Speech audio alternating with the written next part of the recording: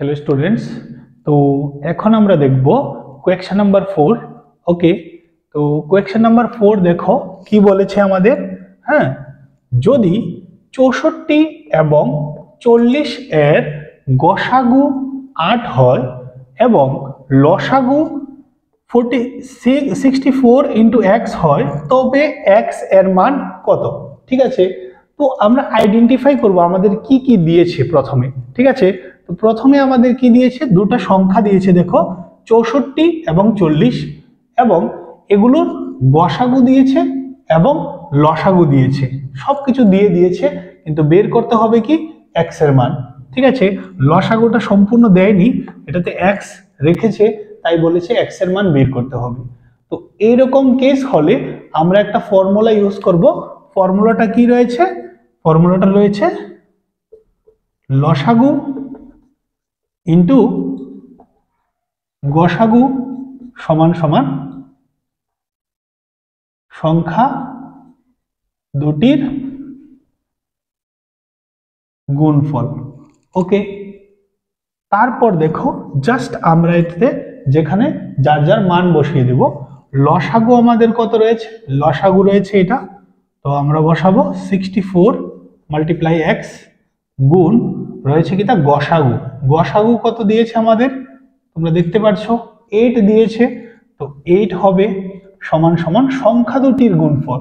তো সংখ্যা দুটা কি কি রয়েছে? একটা রয়েছে 64 আর একটা হচ্ছে 40।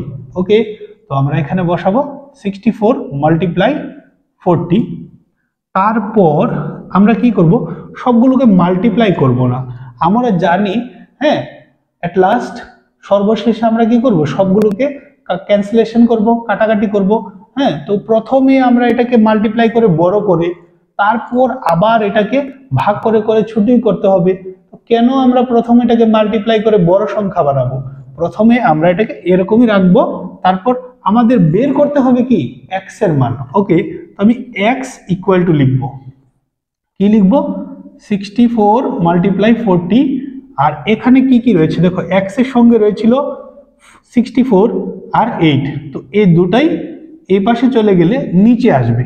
ওকে, 64 মাল্টিপ্লাই 40, 40 না 8 হবে। আশা করি তোমরা সবাই বুঝতে পেরেছো।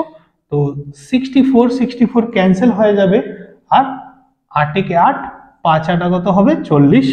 সবাই জানি আমরা x ইকুয়াল টু কত হবে? 5। তো আমরা x এর মান পেয়েছি 5। ওকে, খুব সহজ না? তো তোমাদের একটা কথা বলবো, তোমাদের যদি মনে হয় যে তোমার ছোট ভাই বোনের এই ভিডিওটা দেখা প্রয়োজন এবং তার কোনো একটা লাভ হবে, উপকার হবে, তোমরা অবশ্যই এটাকে তোমাদের ছোট ভাই বোন বন্ধু তাদের সাথে শেয়ার করতে পারো ভিডিওটা। অ্যাকচুয়ালি এটা একটা পড়াশোনার ভিডিও, কোনো খারাপ না। ঠিক আছে না? তো এটা যদি তুমি কাউকে প্রেফার করো, তুমি তার কাছ থেকে কোনোদিন নেগেটিভ আনসার পাবে না, তার কাছ থেকে পজিটিভ কিছু পাবে, কারণ তুমি তাকে কোনো কিছু দিয়েছো কিসের জন্য? শেখার জন্য। তাই তোমরা অবশ্যই ভিডিওটাকে শেয়ারও করতে পারো, কমেন্ট করবে তোমাদের নেক্সট কোন টপিকের উপর সলিউশন লাগবে, কোন টপিকটা প্রথম করলে ভালো হবে মনে হয়, তাহলে আমি ওটাকেই ধরবো ফার্স্টে। ঠিক আছে, আমি সিরিয়াল বাই করে যাচ্ছি। তো তারপরেও তোমরা যদি কমেন্ট করে বলো যে ওটা আগে করতে হবে, তাহলে অবশ্যই আমি ওই ভিডিওটা বা ওই টপিকটা, ওই চ্যাপ্টারটা আগে ধরবো। ঠিক আছে, তারপর আমরা দেখব নেক্সট কোয়েকশন।